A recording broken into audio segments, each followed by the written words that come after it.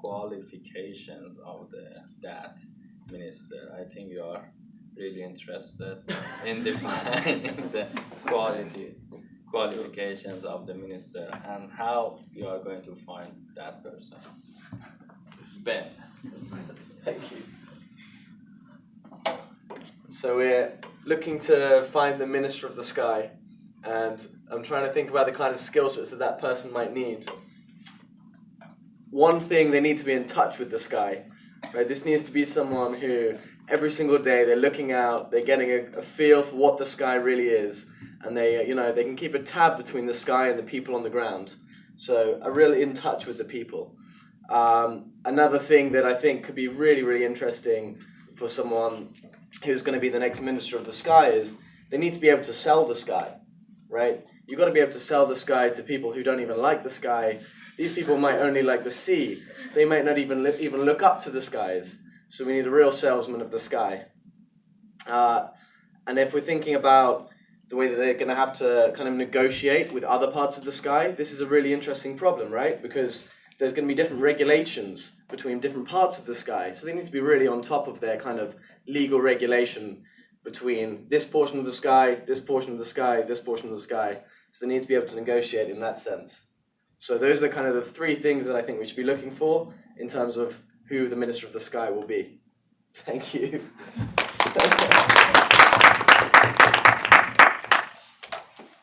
So the president searched for the minister and found one. Now the minister, who is Liz, is going to introduce herself as the first minister of the sky to the public. How are you going to introduce yourself?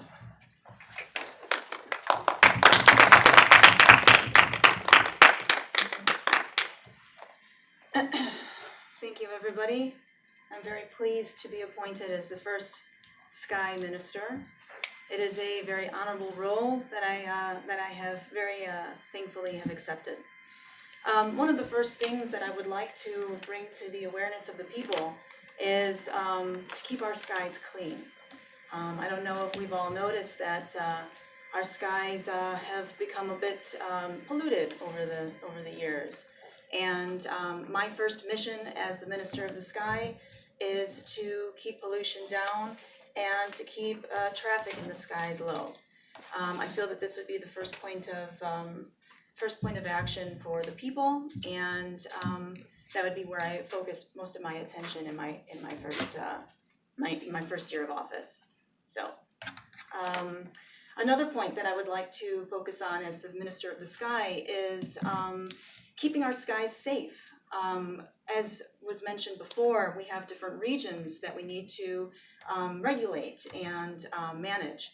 So I would also like to appoint a team underneath myself to maintain the sky's safety and ensure that our people are not in risk of any adverse I'm at a loss of words, but yes, adverse condition. Yes, thank you. And then a third point that I would like to bring as the Minister of the Sky is, so I've mentioned cleanliness, safety, and joy and humor for the people, to have an awareness of the sky and to keep it happy. We need to bring more awareness to the fact that we need to keep it joyous and have our people bring this more into their day-to-day lives and bring that awareness in. I'm not sure about the time. Is that? Almost time to stop. Okay. Yeah. Does that mean I have 2 minutes left or no? No, you have 30. You have 15 seconds. Oh. Okay. So those are my 3 points of safety, cleanliness, safety, and bringing more joy. Thank you very much. Thank you, Mr. Liz. So now she introduced herself to us and she proposed some plan. And imagine Liz. that you don't like her plan and you want to be in the position of opposition. and you want to object. So, Tony, you are going to be the opposition. Oh. Thank you very much, Minister. Thank you.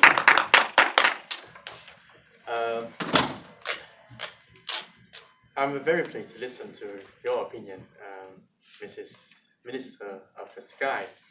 But in my opinion, the first thing first, you need to define what is the sky and who it belongs to. Right? It's very easy for thousands, millions of years that we know that we divide the territory of a people based on the land. And then people talk about it, we need the land, and then people talk about the sea, but no one think about the resources of the sky yet. If you don't define who owns the sky, then how can we know that who is the responsibility to take care of the sky? And so first thing first, that is the pink color of it. But on the dark side, it's who's gonna do it, because it's cost resources.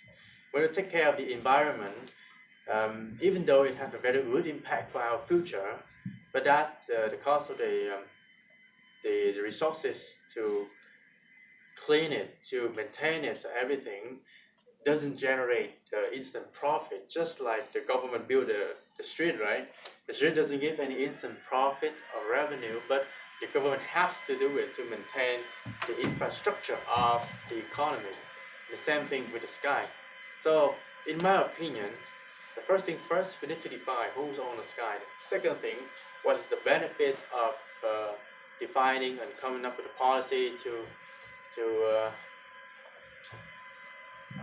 regulate the sky. As well, in the future, maybe we'll talk about the planets and the moon and everything, right? And the last but not least is that we need to let the whole world know this is the movement that doesn't belong to any single country, but it belongs to everyone.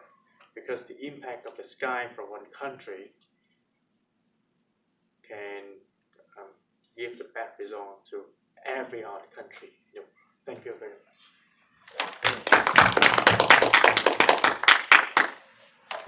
So now we heard Tony as opposition. So imagine that you are the friend of the president and you want to get Lee's job. So you want to go and talk to the president and you want to convince the president to fire Liz to get her job. So Prakash is thinking hard about it. Do we need to invite President come on stage too? No. So how are you going to approach the situation to get the job? I'll ask you the question. It's So you to are get the the president job itself? no, you are the friend of the president, and you want to get requesting. Liz's job. So how are you going to approach the president to get that job? Oh, okay. I need Imagine to that you are a devil approach- person. Yes. Oh, okay.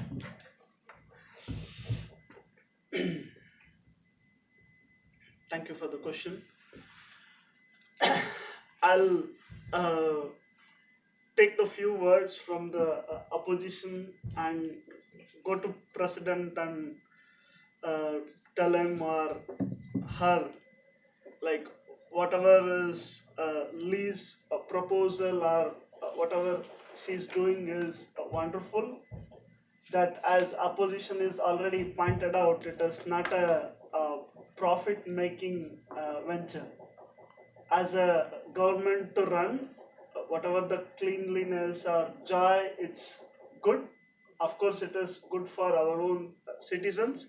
At the same time, we need to, whatever the money we are planning to spend, we need to get out of from the, we need to find the source where we can accommodate those expenses as well.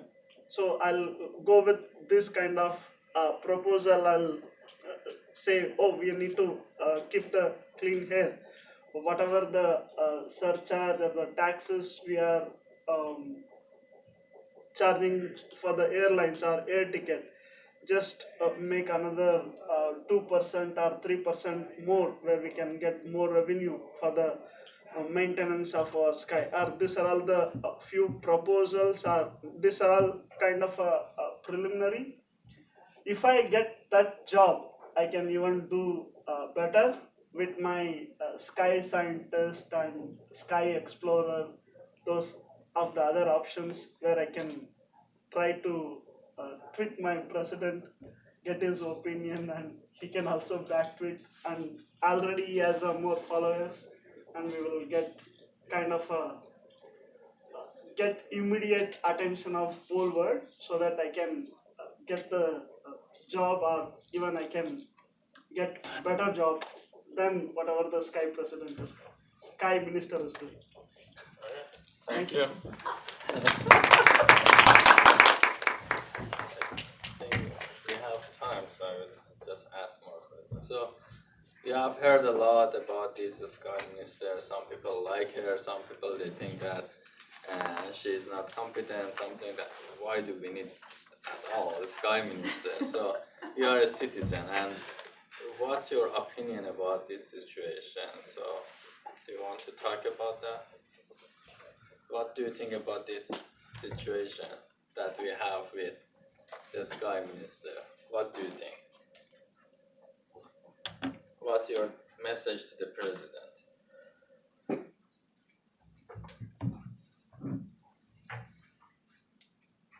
So, in my opinion, this is making skies trash. The sky is filled with beautiful things, but now we're filling it with technologies that revolve around the Earth.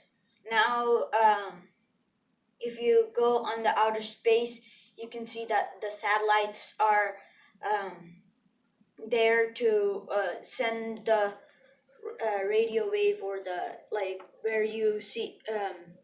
So if you're listening to a radio on your car, that means from the satellite. It's coming from the satellite. So what sky means to me is sky is limitless, and opportunities are limitless too. So when satellites are destroyed, they just left in the space, and that is also making space trash. And when we try to make new changes, there obviously are many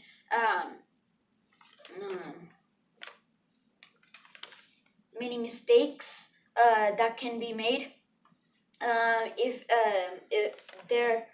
If there are the mistakes made in the space, we have to get it back to the Earth and recycle them, instead of just leaving it in the space. So what I suggest to the president is, instead of making this all things, we just have to make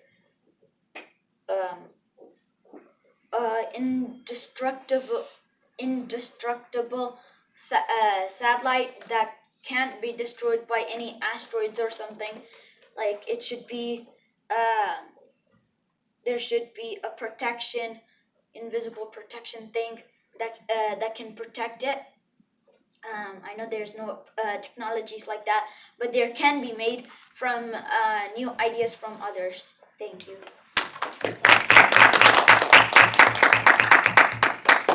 So now we want to hear about another citizen, about what is going on.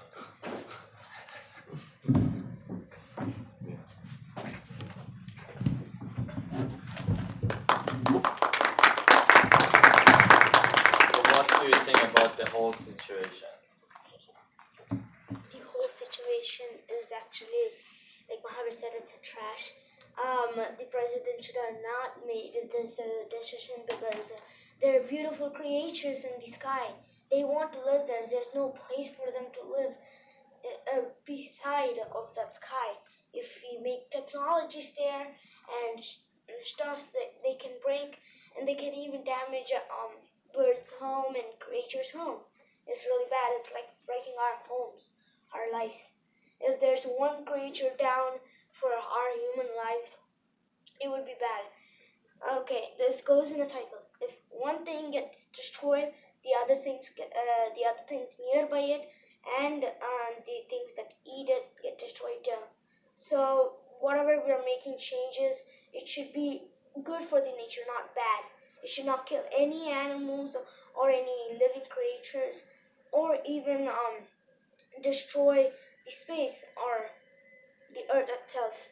Some scientists are creating more technology to make electricity natural as possible, like making solar panels. Solar panel is a good thing, but it costs a lot, so they only care about the wind turbines. But wind turbines are bad because when it makes electricity, it kills birds, and when it spins around, it kills birds too.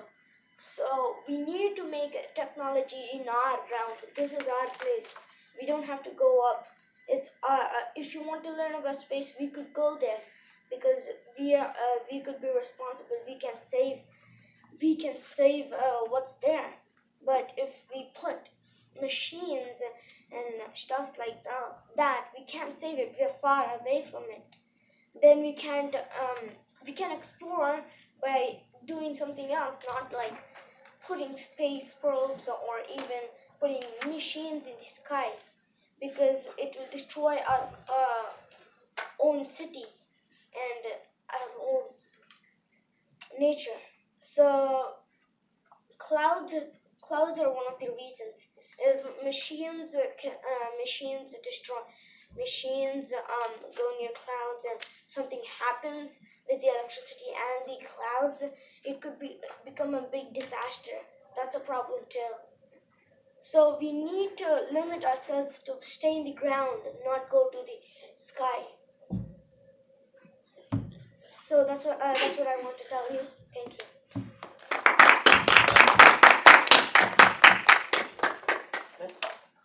That's enough. Yeah. Okay. Good. Thank you. Thank you very much. So how do you guys feel about thinking of a new topic, the sky? How do you feel when you become politician? I think it's an important people that your decision impact like thousands and millions of people around you and your next generation. So today, I think that we have something special.